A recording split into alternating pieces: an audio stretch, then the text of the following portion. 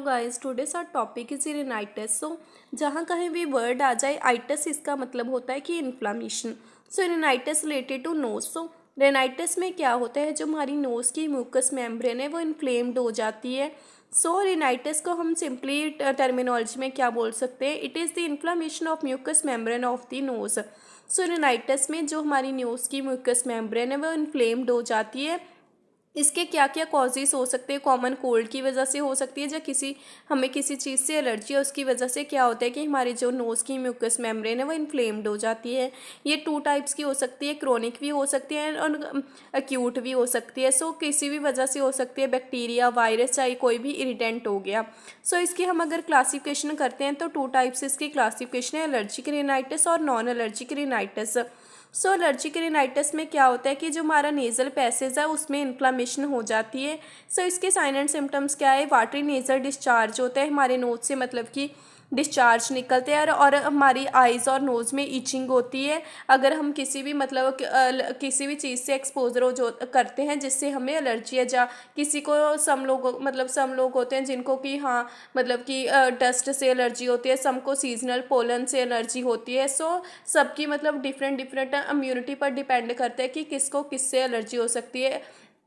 सो इसके causes and risk factors क्या है, सीजनल एलर्जिक रिनाइटिस है जो कि सीजनल पोलन की वजह से होती है। ऑक्यूपेशनल एलर्जिक रिनाइटिस में क्या होता है कि हम ऑक्यूपेशन, हमारा मतलब ऐसा ऑक्यूपेशन है जिससे हमें कि डस्ट से हमें एक्सपोजर होना पड़ रहा है, या फिर हमारे ऑक्यूपेशन में ऐसा कुछ है जिससे हमें एलर्जी है। सो उसकी वजह से हमें रिनाइटिस की कंडीशन आ सकती है। सो ट्रीज और ग्रास, जहाँ किसी को किसी भी पंछी के फैदर से एलर्जी हो सकती है। सो साइन एंड सिम्टम्स क्या है, रेपिटेटिव स्नीजिंग। सो जब हमें किसी भी चीज़ से एलर्जी होती है, सो क्या होता है, हम अगर उस मतलब चीज़ से एक्सपोजर में आते हैं तो हमें क्या होता है कि रिपीट मतलब कि बहुत ज़्यादा स्नीजिंग होती है, रिनोरिया की कंडीशन होती है, यानी कि हमारा जो नोज़ है उससे डिस्चार्ज निकलता है, नेज़ल कॉन्जेशन, यानी कि हमारा नोज़ मतलब हम पंजाबी में जैसे बोलते हैं कि हाँ हमारा नाक बंद है, उसमें नेज़ल कॉन्जेशन, इसको हम मेडिकल टर्मिनोलॉजी में नेज़ल कॉन्जेशन बोलते हैं। जनरलाइज्ड फटीग और itching of the eyes, nose और थ्रोट की कंडीशन आ जाती है। सो डायग्नोस्टिक इवैल्यूएशन में क्या है कि एलर्जी स्किन टेस्टिंग।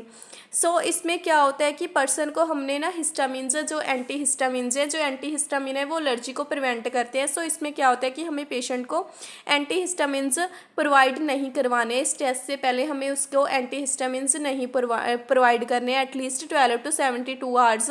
अगर हमने किसी भी पेशेंट का हेयर टेस्ट करना है कि उसको किस चीज़ से एलर्जी है, तो उससे पहले हमें 72 आवर्स उसको कोई भी एंटी हिस्टामिन्स लेने नहीं देने हैं। सो इसमें क्या होता है कि हमें लगता है, जिस पर्सन को लगता है कि हाँ मुझे जिस चीज़ से एलर्जी है उसकी हम स्मॉल डोज है जो पेशेंट को एडमिनिस्ट्रेटर करते हैं, और विद इन द 20 मिनट्स अगर उसमें मतलब कोई भी स्वोलन रेड एरिया, मतलब वो जिस प्लेस पर हमने मतलब कि टेस्ट डोज दिया उस पर रेडनेस आ जाए, तो इसका मतलब होता है कि पर्सन को उस चीज़ से एलर्जी है। सो हम पेशेंट की हिस्ट्री ले सकते हैं, पेशेंट को पता होता है कि हाँ मुझे इस चीज़ से एलर्जी है। सो पैथोफिजियोलॉजी में क्या होता है कि पर्सन को अगर मतलब किसी चीज़ से एलर्जी है, जब वो किसी भी एलर्जन के एक्सपोजर में क्या होता है कि तो जो हमारी आईजी एंटीबॉडीज़ है, जैसे कि ये हमारे मास्ट सेल्स होते हैं और मास्ट सेल्स के ऊपर आईजी एंटीबॉडीज़ प्रेजेंट होती है। जब भी हमारी बॉडी है जो किसी एलर्जन के एक्सपोजर में आती है तो हमारी जो आईजी एंटीबॉडीज़ है जो कि मास्ट सेल के ऊपर प्रेजेंट होती है वो एक्टिवेट हो जाती है। सो इससे क्या होता है कि एंटीजन एंटीबॉडी रिएक्शन होती है मास्ट सेल के ऊपर। इससे क्या होता है कि कुछ केमिकल्स रिलीज़ होते हैं जैसे कि हिस्टामिन्स, और हिस्टामिन रिलीज़ होते हैं तो कुछ सिम्टम्स प्रोड्यूस करते हैं जैसे कि ईचिंग हो गया, रनिंग नोज़ और वाटरी आइज़। पैथोफिजियोलॉजी में सिंपली क्या है कि हमारे जो आईजी एंटीबॉडीज़ हैं जब भी हम किसी एलर्जन के एक्सपोजर में आते हैं तो वो एक्टिवेट हो जाती हैं जो कि मास्ट सेल के ऊपर प्रेजेंट होती है। ये एंटीजन एंटीबॉडी रिएक्शन होती है जिसकी वजह से कुछ केमिकल्स रिलीज होते हैं, और वो केमिकल्स हैं जो आगे जाकर साइन एंड सिम्टम्स कॉज करते हैं एलर्जी के।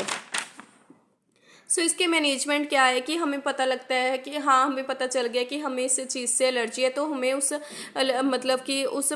मतलब पर्टिकुलर एलर्जन से दूर रहना चाहिए, उसको एक्सपोजर से उसको अवॉइड करना चाहिए, अपना मतलब उस पर एक्सपोजर नहीं करना चाहिए। नेज़ल स्प्रेज आती है उनको यूज़ करना चाहिए। एंटी हिस्टामिन्स टैबलेट्स हमें लेनी चाहिए। सो सेकंड टाइप है नॉन एलर्जिक रिनाइटिस। सो इसकी क्लासिफिकेशन क्या है, गस्ट्रेटरी रिनाइटिस। इसमें क्या होता है कि अगर हम कुछ भी हॉट या स्पाइसी, एकदम से हम स्पाइसी फूड खा लेते हैं तो क्या होता है कि हमें आइज़ में पानी आता है, हमारा रोज रनी नोज़ होती है। सो इसमें गस्ट्रेटरी रिनाइटिस में ये है। ऑक्यूपेशनल रिनाइटिस में जैसे कि हमें ऑक्यूपेशन में कुछ डस्ट से एक्सपोजर हो रहा है, जो पर्टिकुलर हमारा ऑक्यूपेशन है ऐसा है कि जिसकी वजह से हमें एलर्जी हो रही है।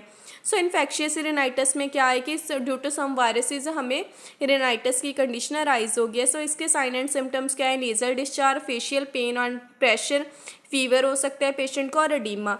सो एटियोलॉजी एंड रिस्क फैक्टर में क्या है कि सम पर्सनस को डस्ट से एलर्जी हो सकती है, स्मोक से, और स्ट्रॉन्ग ओडर्स। सम कुछ जैसे कि मेरी एक फ्रेंड थी, उसको कि परफ्यूम से एलर्जी होती थी, मतलब परफ्यूम की फ्रेगनेंस से ही उसको मतलब कि स्नीजिंग स्टार्ट हो जाती थी। सो वेदर की चेंजेस सम टाइम, मतलब कि एकदम से सर्दी आती है तो उसको मतलब कि स्नीजिंग ज़्यादा स्टार्ट हो जाती है उनको, मतलब वेदर चेंजेस की वजह से। कुछ इन्फेक्शंस जैसे कि वायरस और फ्लू, सर्टन मेडिकेशंस है जो भी रिनाइटिस की कंडीशन राइज कर सकती है, और सर्टन हेल्थ प्रॉब्लम्स जैसे कि अस्थमा और स्ट्रेस।